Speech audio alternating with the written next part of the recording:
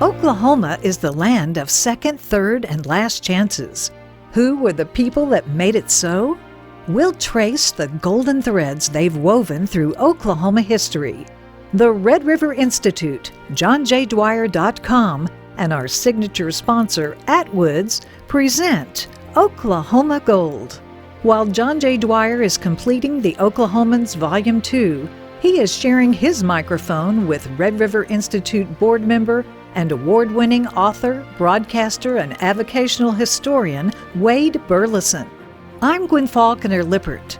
We'll dig for the golden nuggets of Oklahoma history here now on Oklahoma Gold, the Burleson Chapters.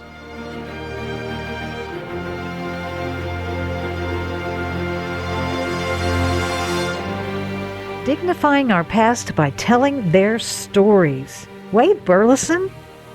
Be careful of what you boast? What is this story? Yeah, well, it's a story of character, and it has to do with Boone Pickens, who's a friend of mine before he died September the 11th of 2019. In fact, I told Boone this story, and he was absolutely captivated because it happened on his property. And to kind of get into the background of why this story is important, I just like maybe for you to ask yourself, have you ever boasted of something that you feel is coming and said, hey, I know this is going to happen. It can't not happen. I mean, it's a done deal. And then you've been surprised?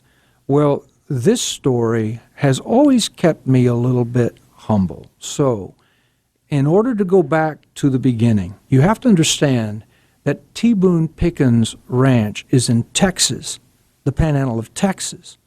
Now, we're talking about Oklahoma gold. Well, why are we talking about Texas? A very simple reason.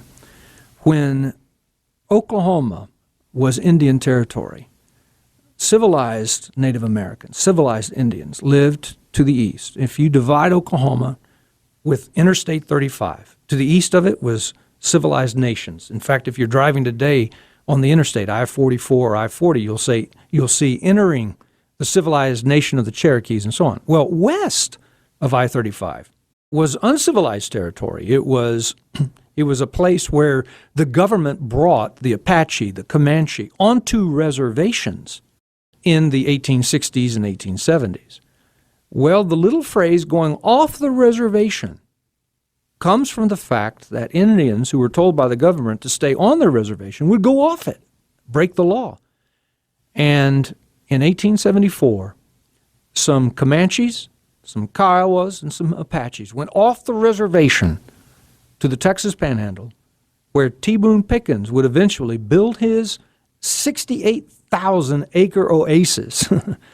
And they went off the reservation to kill some buffalo hunters who had come into Indian Territory, Oklahoma, and had slaughtered the buffalo, taken their skins, and left the buffalo to rot in the sun. Just left the carcass. And it infuriated, and rightfully so, it infuriated the Comanche who lived off of everything that the buffalo offered. It was an insult, wasn't it, that they didn't use the whole animal? It was an insult, and it was also taking their livelihood away. So they went off the reservation to kill the buffalo hunters, who were camping at what's called Adobe Walls.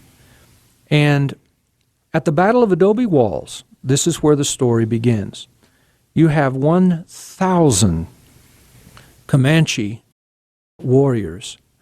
Kiowa, Apache joined them, and they're on a bluff above these adobe huts where the buffalo hunters were encamping. And there was a medicine man, a Comanche medicine man named White Eagle, who was the spiritual leader of the Native Americans.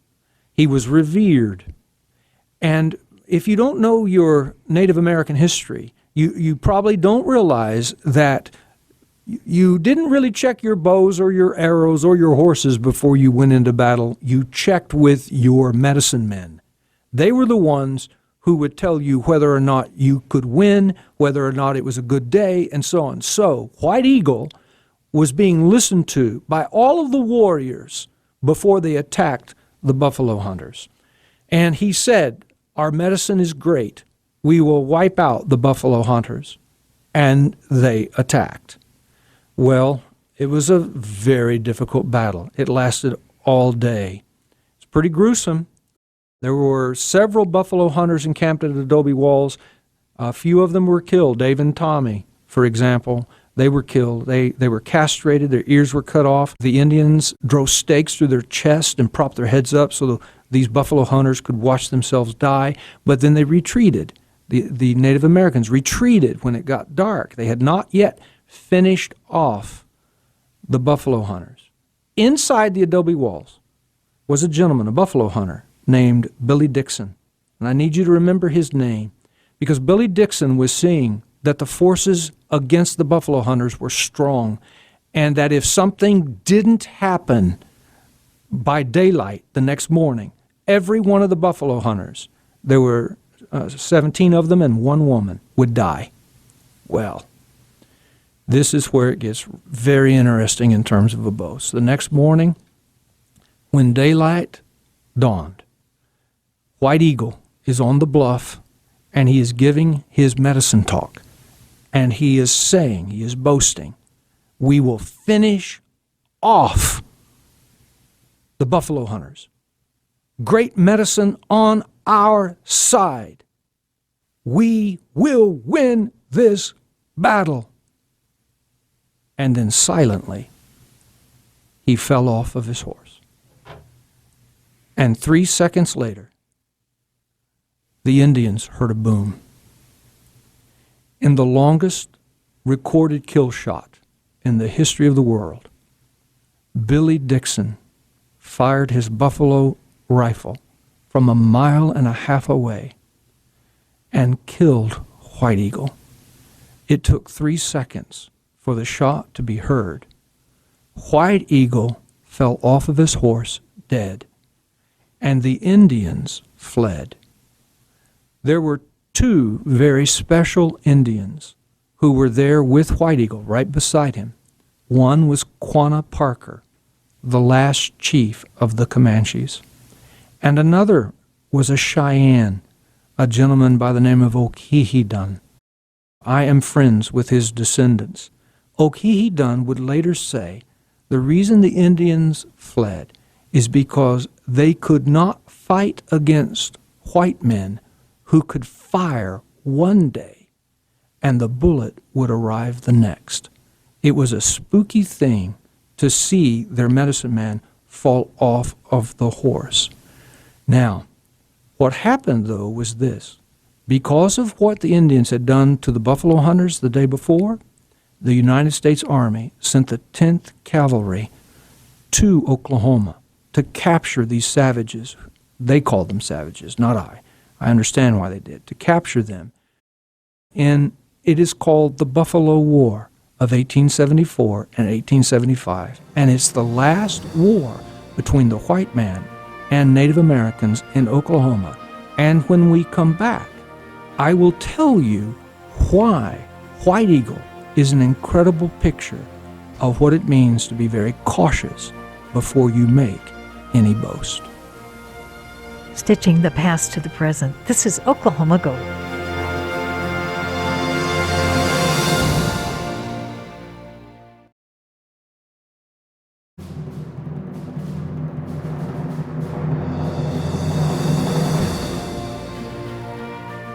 Be careful of what you boast.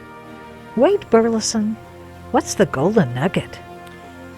Well, I mentioned earlier that the story I just told you about happened on Boone Pickens' property.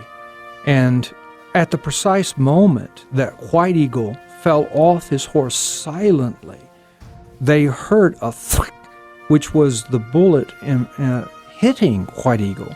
But it was a full 3 seconds later that they heard the boom, and then the Indians fled. Well, in Comanche history, the Comanches changed the name of their medicine man, White Eagle, to Isite, and that name change came after his death. If you Google this story or White Eagle or Isite, you'll see the name change. Why the name change? Well, White Eagle was a very noble name. Isite, however, was a name which meant wolf, and I can't really say this on the radio, it's a 4-letter word, excrement.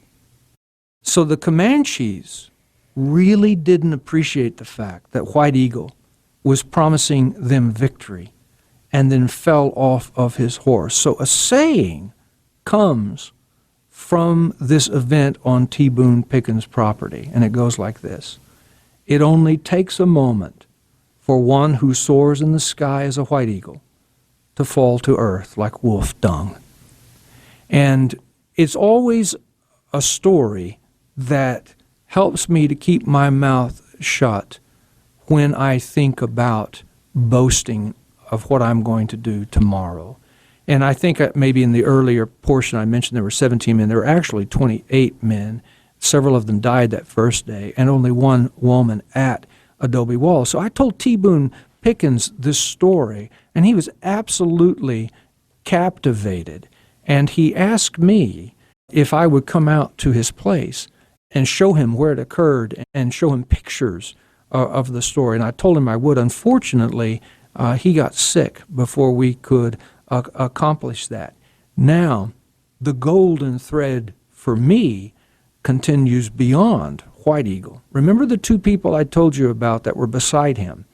Quanah Parker, yes, who was the last chief of the Comanches, and then OKLAHOMANS, the Cheyenne warrior.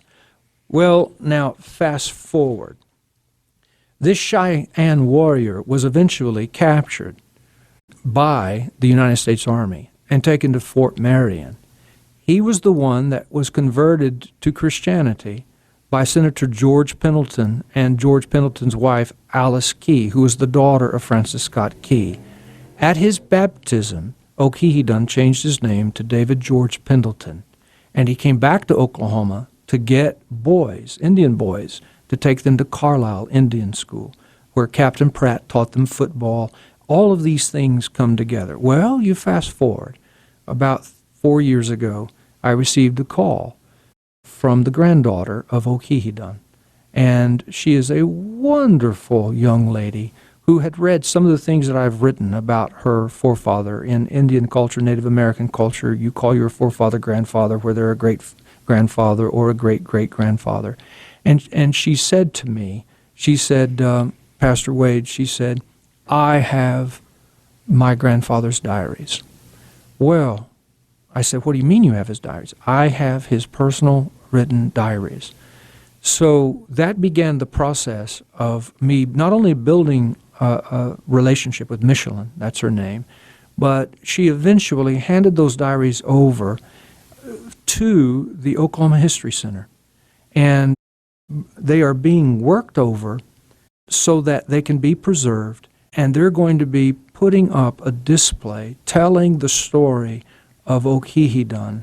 And I think to myself, these incredible stories from Oklahoma history that occur so many years ago have continuing consequences to today. One of these days, when you walk in to the History Center, you will probably see a display of OKLAHOMANS. David Pendleton Oakerhater is his anglicized name. And when you see that display, you just remember he was there when White Eagle fell from his horse on T. Boone Pickens' property. And use this story as a reminder in your life. I use it as a reminder in my life.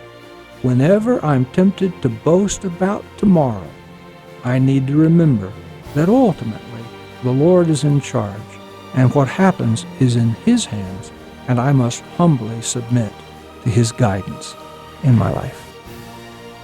Dignifying our past by telling their stories. So many things are connected to Oklahoma. Now that's Oklahoma Gold.